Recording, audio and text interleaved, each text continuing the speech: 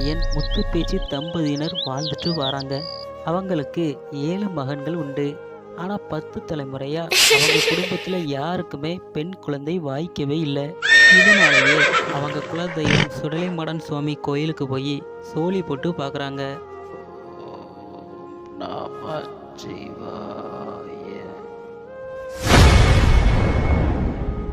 கவலை வேண்டாம் முத்துப்பேச்சி, உனக்கு அடுத்த குழந்தை பெண் குழந்தைதான்.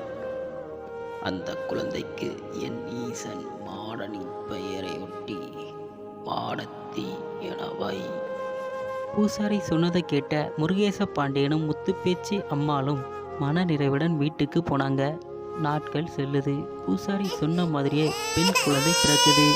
அதற்கு மாடத்தி என பெயரும் வைக்கிறாங்க. ரொம்பவே பாசமாக வளர்க்குறாங்க. 7 அண்ணன்மார்களுக்கும் தங்கைனா உயிர்தான்.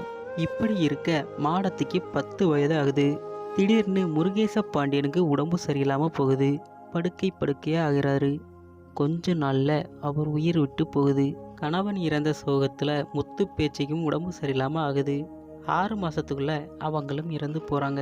முருகேச பாண்டியன் தான் அந்த ஊரோட தலைவராக இருந்தார். இப்போ அவர் இல்லாததால் அவரோட மூத்த மகனான கந்தையா பாண்டியனுக்கு அந்த பதவி வந்து சேர்ந்தது. ஊர் தலைவருங்கிறதால பஞ்சாயத்துகளும் வரும். அப்படி பக்கத்து ஊர் பஞ்சாயத்து வழக்கு ஒன்று கந்தையா பாண்டியன் கிட்ட வந்துச்சு. பக்கத்து ஊர் தலைவர் அருணனும் கந்தையா பாண்டியனும் மாமன் மச்சான் உறவுமுறை. அந்த வழக்கை கந்தையா பாண்டியன் தீர்த்து வச்சிருப்பாரு. ஆனால் அது அந்த ஊருக்காரங்க யாருக்குமே பிடிக்கல. அருணனுக்கும் கூட பிடிக்கல. இப்படி இருக்க மாடத்தி வயதுக்கு வராங்க.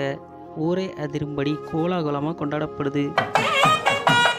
அருணனுக்கும் ஒரு ஆண் குழந்தை உண்டு. அவனுக்கு மாடத்தி மேலே ஒரு கண்ணு.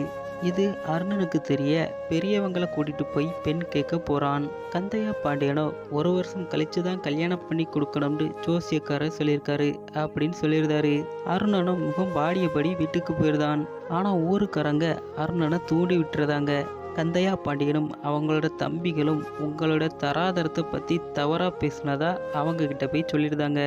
இதனாலேயே கடுமையான கோபம் கொள்றான் அருணன். காத்திருக்கான்.